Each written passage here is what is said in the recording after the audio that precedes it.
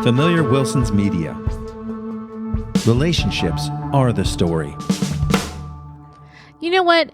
Being a Zamboni driver would be the perfect perimenopause job because it would be cold all the time and quiet and nobody would talk to you. The following podcast uses words like and also.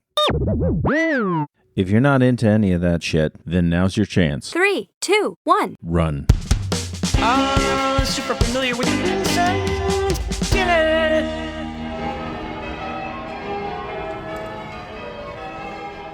Welcome to Super Familiar with the Wilsons. I'm Amanda. And I'm Josh, and we're the podcast about marriage 2.0 with kids. And all those side quests. And yet again, we are coming to you late because we were side questing. We had side quests. And we will get to that in a second. But Amanda, I have a question for you that has been keeping me up nights. Oh, is it like, what is the point of life? Why are we all here? No, it's, are yearbooks still a thing? They are. Why is this a thing you're wondering about? Well, because I was thinking about it now, like the whole thing about yearbooks when you were a kid is like you're getting everyone's signature, and it was like kind of a cool thing, like how many kids can I get to sign my thing? And they always did that KIT. Keep in touch. Keep in touch. Although for the longest time they'd write KIT and I didn't know what the fuck that meant. So you didn't kit with anyone? I didn't kit with anyone because number one, they didn't leave me their phone number. And number two, I think that it was just like a twitch that people would do because I was not a popular kid. And I'm quite certain that Melanie Edwards and some of these other people did not want me to keep in touch. Wow, but you pulled that name out real fast, didn't you? That's, I think, where the first time that like I saw KIT and I didn't know what that meant. So yeah. Well, Why are you looking at me now? I said Melanie Edwards, and you're giving me the side eye. I'm going to go check your friends on socials and see if Melanie Edwards is there. She is not, although I've been looking for her. Oh, well, Melanie KIT, if you're listening. DKIT is what she really meant. Oh, I thought you were spelling another word for penis. Anyway. Jesus. I was like, wait, you spelled that wrong. Yeah, baby, come get my D kit. My big old D kit. What's wrong with you? Yes, yearbooks are still a thing because I think they're like a thing in the elementary set though more because those kids for the most part don't have phones or like half of them have phones and it's still a big deal because Winthrop is already like, can you pay for my yearbook before this deadline in February because it goes up to $45 or something and right now it's $40 and he really wants me to get this $5 discount. But also he counted last year how many pictures he was in and we didn't even order a yearbook, which means he found a yearbook and went looking. That's where he fell short then because he found the yearbook, but somehow didn't make it home. Right. So Well, that's a failure on his part, I think.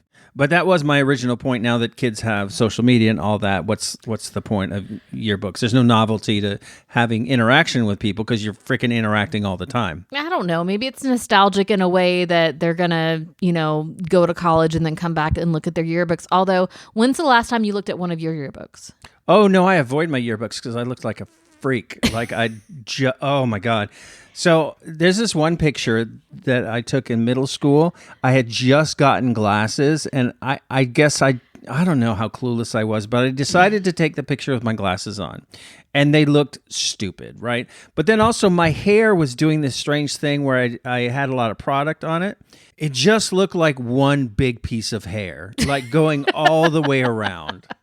Like a Ken doll? Like just one big plastic No, because thing? Ken doll, at least it was in the shape of a haircut. Mine was just all the way around, like as if I was wearing a brown inner tube on my head. What year was this? It was like sometime in the 80s. I don't know. I'm not going to look back Well, on because it. My senior picture is the only picture Your senior picture. that I look good. It's handsome. Yeah. It's handsome. I didn't mean to interrupt you, but I couldn't wait to tell you how handsome it was.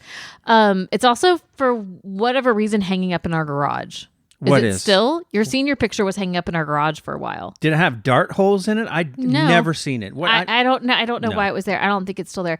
Anyway, the reason I asked what year it was is because your yearbooks are downstairs on our bookshelf, and I want to go looking for this hair picture. Yeah, well, the inner tube of hair. No, because I don't want you to have that vision. Just like I'm pretty sure that there's like pictures of you from when you were a kid that you don't want me to see. You have one up on a bookshelf of me with my overbite and like the bangs that took over my whole face, and like the wing thing that we used to do in the late 80s, early 90s, where we would pull our hair out with a round brush and spray the mess out of it with Rave or Aquanet, and then blow dry that mess so that it just, we had the wings here, and I found that picture and showed it to you like, oh my gosh, this is awful, and you put it up in our bedroom. So don't tell me that you want me to not have an image. Why haven't you taken it down if you don't like it? I can't reach it. You put it on top of the bookshelf. That's right. 5'3", my love. So anyway, I was just wondering if yearbooks were still a thing. Apparently they are in the younger set. Who knew? Winthrop. And a big pivot here. I want to ask those of you who listened to last week's episode, if you noticed that there was something off about the episode. Was there? I kind of alluded to it, but I'm going to show everyone behind the curtain here. So last week we were recording, and I was doing, I don't even remember what we were talking about. I was doing some bit or whatever, and you just kept responding negatively, and you weren't having it. So much so that do you remember this? We stopped the recording, and yes. And you didn't like that I stopped the recording. So we started again, and we got through the episode, but the whole episode, I was just thrown off. Because I got grumpy at you? Because the effects of perimenopause turns you into a different type of Amanda. This is not your favorite version? No, it has nothing to do with that. It's just that, look, it's no secret that when anyone podcasts, you know, they play a version of themselves. Sure. Like, I'm not as grumpy and as cynical as I come off on the podcast sometimes. And you are like, you have a certain niche, a certain role. What is it? Like delightful. I'm not delightful. The delightful wife who like finds everything about me charming and funny. And so that's kind of how I plan what we're going to talk about and my expectation of the energy coming back from you. But when you are the grumpy one, like, I have nowhere to go. Okay, well, first of all, you know what I'm saying, though? It's like we can't both be grumpy because no one wants to listen to the unfunny Statler and Waldorf podcast, okay? So you dated yourself with that reference. Absolutely. The youngins don't know that. But I just had nowhere to go, and I wasn't prepared to pivot to be the nice one because, like, that takes a lot of practice on my part. Okay. All right. So, first of all, I don't play a role in being the delightful wife who finds you funny and charming. I actually find you funny and charming in real life. Because a lot of times I'll say, like, oh, like, I'll laugh at something. You're like, it's just because you find me charming, whatever. But perimenopause, it doesn't decide when it's going to wake up and be awful. Like, it chooses the day. And so it wasn't my role that I was playing went away. It was just that perimenopause that day was filling me with rage, and I was getting annoyed. And I'm sorry that this has impacted your ability, but you don't have a uterus. You don't have ovaries. You're not making hormones anymore. And so if I could somehow be of service to you in the trying time of my body to make you feel better and be more comfortable and not thrown off, I will do it. Thank you. That's all I ask.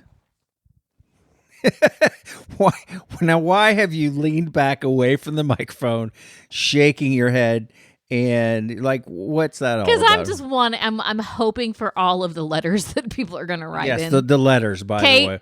Kate, I need a letter. Okay, yeah. So let me sort out for you all the P.O. box that you could send that letter to. Well, I'm glad that we sorted that all out.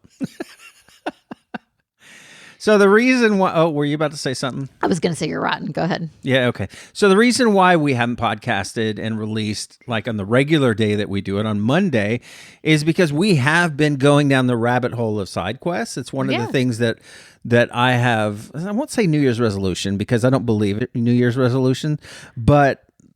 It just so happens that around the 1st of January, I decided let's do some things a little different than we've been doing. And one of them is just us getting out of the house and having experiences and doing it like on weeknights, not just on weekends. Yes. So we went to a meeting at a friend's house who wants to start like, not a church, doesn't want to start a church, but a gathering of people to talk about deeper things of life. And this gathering of people, they aren't bound to a specific religious viewpoint. Okay, you say not a church, but are you sure you don't mean cult? I don't think that any of us have the energy to put into to a cult. And that also like requires there to be like one leader. Yes. And I don't think that that's the vibe of this group either. So it could be like a low effort cult by committee.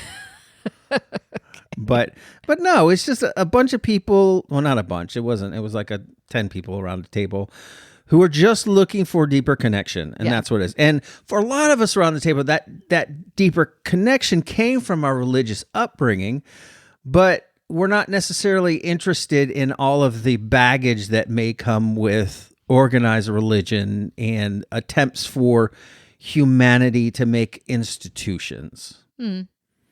So we did that. That's good nice, commentary though. there. No, okay. Well, part of me is really distracted because I'm having a moral and ethical dilemma. Oh, what's that? Well, the dog is finally quiet, Yes. but he's chewing on a pillow. Okay, so grab the pillow from him. We'll wait. But I know that it annoys you when the dog. So like, this is where I am. Like, do I upset you or do I upset the dog? Like, I'm having to choose. Well, whose between pillow? The two Is it of my you. pillow? Actually, he's not chewing on a pillow. He's chewing on our comforter that's on the ground. Okay. Well. He stopped. He's licking his paw. Okay. Very good. Okay. But that's where I was. I was having a moral and ethical dilemma. What did you ask? I'm so confused. I'm so confused. Dear listeners, I hope that you're listening with better attention to what I'm saying than Amanda is right now. I'm just wondering what you think about this whole thing about, trying to find a replacement for the institution of the church. Well, I find comfort in ritual. I find comfort in routine. I find comfort in structure.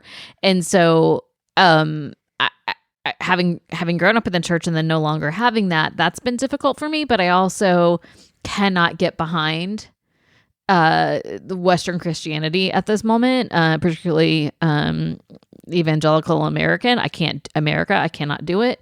And so I'm interested in having a space and a place that takes up what that was. I just don't want it to be like the early service. My mom always wanted to go to the early service, like the church I grew up with. Did you guys have two different like times? Dude, the church that we were last in also had three different You times. were in it, four at some point. Yeah. Because they had 5.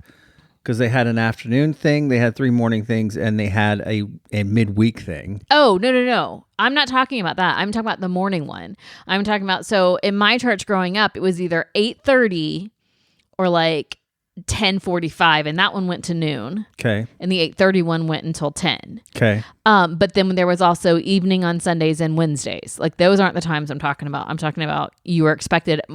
I was expected Sunday morning, Sunday night, and Wednesday night. There was no option. No. And if I didn't go Sunday night, I got a lot of guilt thrown my way from my mom. And so I just mean, I don't want whatever we decide to do. Can it just be like not 9 a.m.? Well, one of the people who was at that meeting held an event last night at the Bull, Yes. which is one of my favorite bars in town, owned by friend Jacob. By the way, if you're in Gainesville, check out this bar. It's a cool little bar/pub/art venue. This event that our friend Colin threw was called Show and Tell. I didn't know what to expect from it. I knew that it was some sort of thing where people came and they told stories, right, from their lives, anecdotes or whatever. So we gathered up my 2 older sons, and you and I went to this event. Super cool. And it was kind of like a community gathering that meets the need of like what this meeting was. Yeah, but it only happens once a month. Right. But so how this event went, folks, is we got there. Colin got up. He welcomed everyone. He introduced the topic, which was sleep. And then he let us all in like 1 minute of just clearing all the negativity out of us. So he said, I'm going to count to down from 3 or whatever he said. And everyone just start to grumble and moan and groan and complain and get all the negativity out. So everyone did. And I thought that was interesting and like a cool experiential thing. And then he got up and he talked about sleep and talked a little bit about research around sleep. And then he started to invite people to come up and tell an anecdote or a story that had to do with any aspect of sleep. Yeah. And then after everyone was done, he would like reflect on it. Sometimes he would change the conversation to go in a slightly different direction. Like at one point, we started talking about dreams and people got up and told a story. You and I both got up and told an anecdote, and my older son Daniel got up. I was very proud of him for doing that because I don't see him as naturally liking to do that, but I think he had a really good time. All that is to say that cool, interesting experiences like that, that's all I'm looking for. Yeah. Because it's not like we're going and seeing live music and we're all just kind of passively looking at it. It was like a community thing where everyone was learning about each other. And for that matter, the poetry nights I've been going to, same deal. Same deal. People are getting up and just sharing parts of themselves. That's all I want.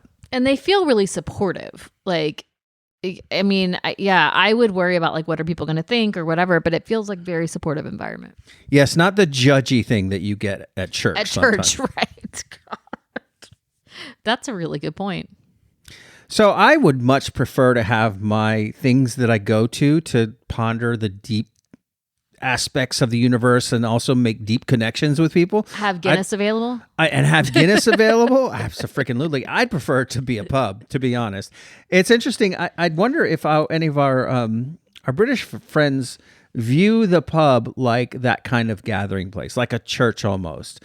Pub culture here isn't the way it is in the UK by any means. First of all, no dogs are allowed in bars around here. So I do wonder if pub culture kind of takes that third place. I'm sure. Fills that niche in the UK and in other places. Another not really New Year's resolution that I had was to get our house in some sort of order. And I'm approaching it a different way this time. All right, so I'm really preaching? A preaching? Yes. Preaching. We were just going to talking church about again. I'm really appreciating how you're approaching it because it feels like it's going to be more sustainable. So do you talk about how you're doing this, please? Amanda and I are taking each room and getting a piece of paper, writing living room on the top, and then just saying words that describe what we want the room to be. We want the room to be simple. We want the room to be warm and cozy. We want the room nothing about what we don't want the room to be, because too often in life we focus on what we don't want. Well, that's not really how we live life. You don't go into a McDonald's and say, well, see that menu there? I don't want fries. I don't want this. I don't want that. No, that's not. You pick out what you want from the menu. You order it and away you go. Same thing here. We write positive words and then we look at the room. We say, okay, what's in the room now? What things do we want to stay in the room? Mm-hmm.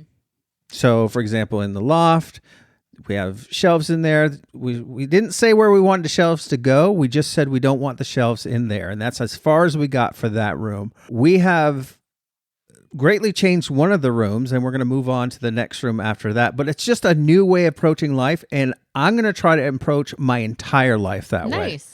Is, what positive words do I want to use to describe this aspect of myself, the person I want to be, or this experience that I'm going to have? And then what are the steps that I can take to make sure that that happens? In other words, how do we want this room to feel? And then what needs to be in the room? Mm-hmm. I like this. I think that you might be able to market this. I didn't invent this, friend. This is a thing. Like, these are things that I've picked up from wherever. They're already out there, and I don't need to market it. I just need this shit to work for my life.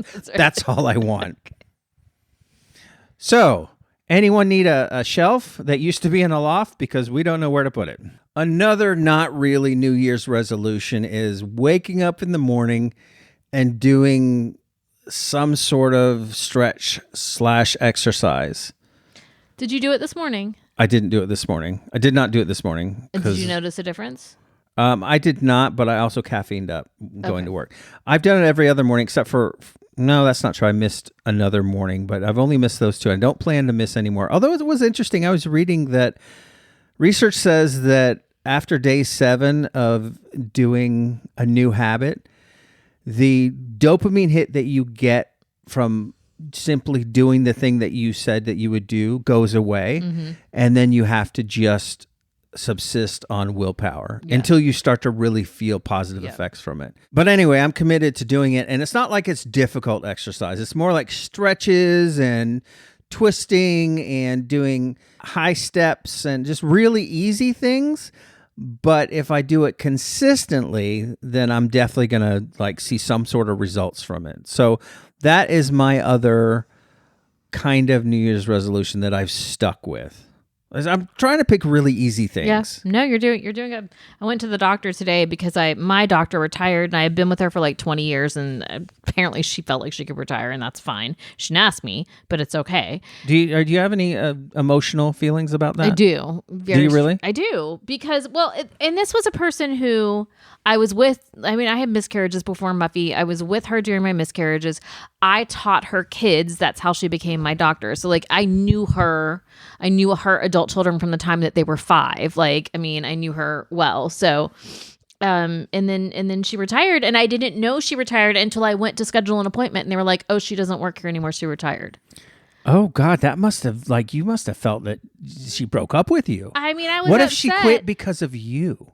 What if she told all of her other people, but she didn't tell you? No, what are you doing? Why is this? Why? I don't know what's wrong with me. I don't know what's wrong with you either. But when I can't sleep in the middle of the night because I'm now worried about this, I am waking your ass up so that you can process this with me. No, I kind of got onto my doctor's office about it when they assigned me to somebody new. And they said, like the comms weren't really great about that, I guess, or whatever. So I guess she was ready to go. Yeah. Well, and her husband was a surgeon in town and it's my understanding they retired at the same time. So, I mean, good for them. Good for them. They're in their 60s. Good for them. Anyway, I have just been assigned to kind of random doctors. And so I did some research, got some referrals from friends that I trust. And so this doctor isn't taking new patients, but she's supervising residents. So I went to see the resident today and it was a 2-hour doctor's appointment, like a new appointment transfer of care. But he asked me and was like, what is your goal? And I said, it's really important to me to have an invested relationship with my physician. Like I want to have somebody, I was with somebody for 20 years. I want to have somebody who knows me, knows my history. And, I don't expect you to memorize it, look at my chart, but you remember from time to time the things that, have been going on. And I really got that feeling with him. And then by extension, her, because she's the attending, he has to go out and consult with her and then come back in. And then she came in. But in that, we were talking about my weight gain and how, I gained like 50 pounds since I had Winthrop, or maybe 40 pounds. And there's just been a lot of things and I haven't been motivated. Like I just haven't been motivated to do anything about it. I actually got into really good shape after I had him, but then COVID happened and that's really what's been hard. And we were talking about it, but I said, we ordered a meal kit, Green Chef, and I'm making choices on carb conscious and calorie conscious. And we cleared out a room so I can start doing yoga again. I'm trying to be more intentional about walking. And I said, for the first time, I feel the motivation to do it, but I am afraid that motivation is going to go away. Like I didn't say that to them. I'm saying that to you now. So I need you to choose kindness and support me, please. Thank you. Okay. So this is a good conversation to have. So when you say choose kindness and support me, that basically means that I praise you when you do well, and that's it. Yes. No, that was what I was going to tell you. This means you do not comment when I'm eating something that's not good for me. You do not comment if I pour a glass of wine.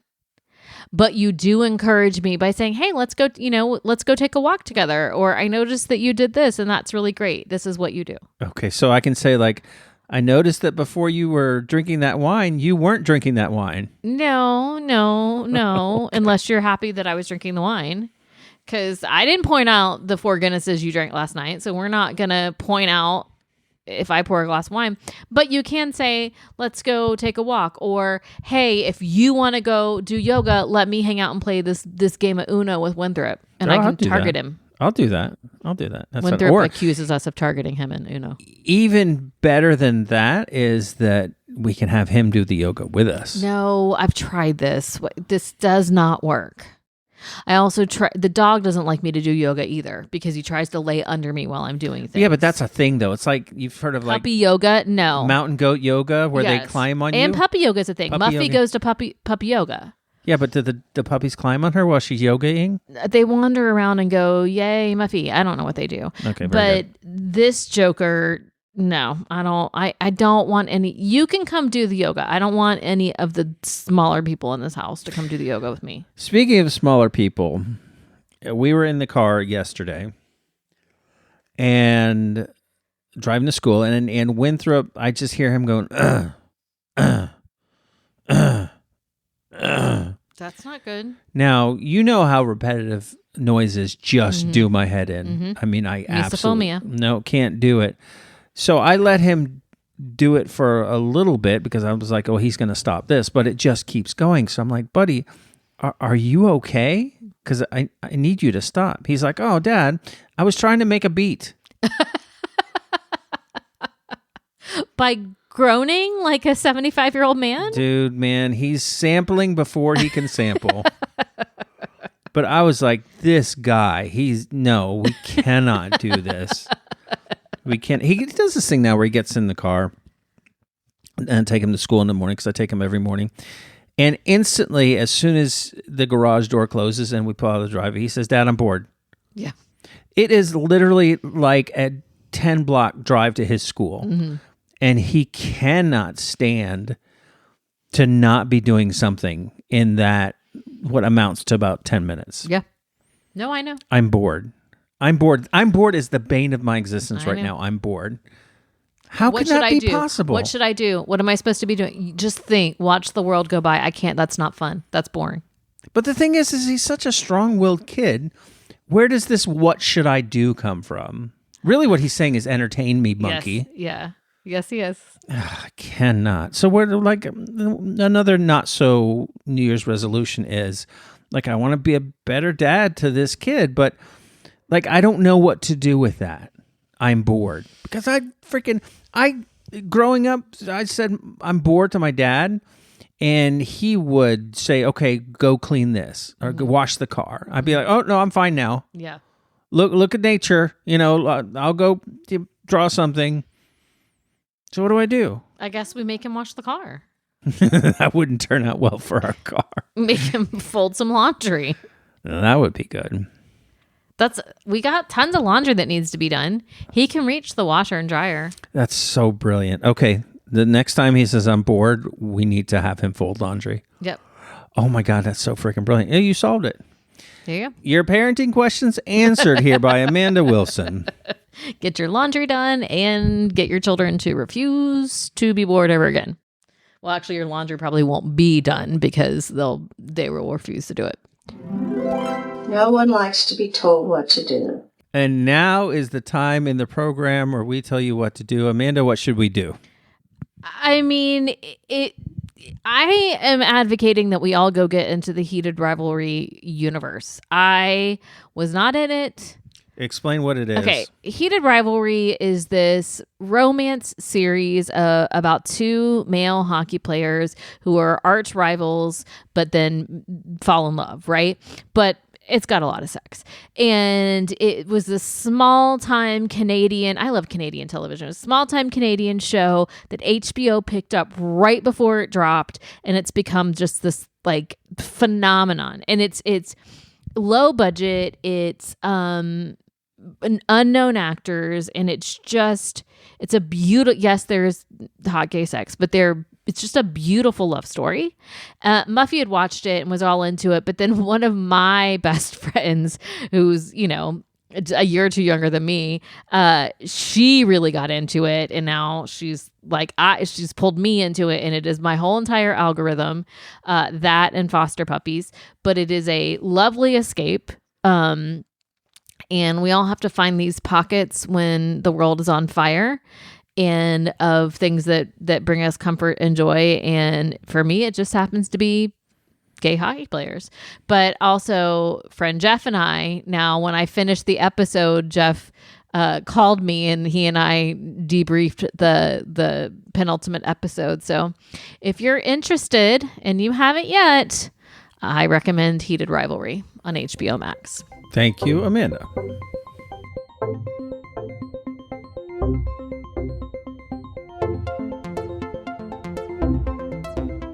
All right, Amanda, that's all there is. There is no more. What do you think of that?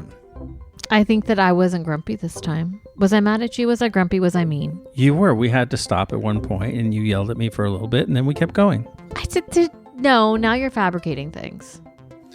Do you have anyone that you want to wish a happy birthday to? I do. It's friend Jeff's birthday. Refined Gay birthday for Refined Gay Jeff. I hope that you had a fabulous day and know how much you mean to us here in the Wilson household and at Super Familiar with Wilsons. And at some point, we'll have Jeff on. Or Jeff and I can have a spinoff Familiar Wilsons podcast about Heated Rivalry. I'm happy to edit that for you. There are other people that we would like to thank. This is the Without Whom list. We'd like to thank Antonio, our team captain. He insists the refs are personally against him. Josh Scar, the assistant captain. He loses his stick every shift and blames fate. Daniel J. Buckets, the leading scorer. He calls every goal pure luck. It is not. Chicken Tom, he's the enforcer. He skates like a baby giraffe but hits like a truck. Matt, our utility player, somehow always on the ice when something breaks. Monique from Germany, disciplined, efficient, quietly judging everyone. Joey. Leo, the rookie, with speed, 0 breaks, apologies issued mid-collision. Refined Gay Jeff, our best-dressed player, critiques jerseys during intermission. Ryan Baker brought snacks, ate half before puck drop. Mark and Rachel, one plays, one coaches loudly. And Dan and Gavin swear that they were this close to scoring the game winner. Special thanks to the Zamboni, the ref, and the ice. Final score, friendship 1, hockey skills 0. Thank you, Zamboni. So until next week, folks, you get on those not really New Year's resolutions and then email us about it, familiarwilsons@gmail.com. I don't give that email address nearly enough.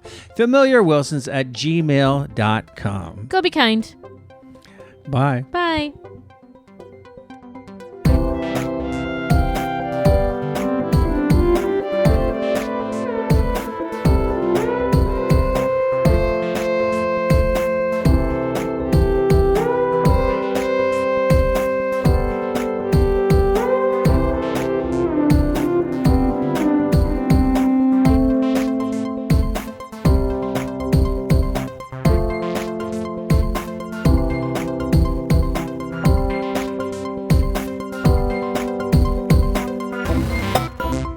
You are made of meat, my friend, all the way down.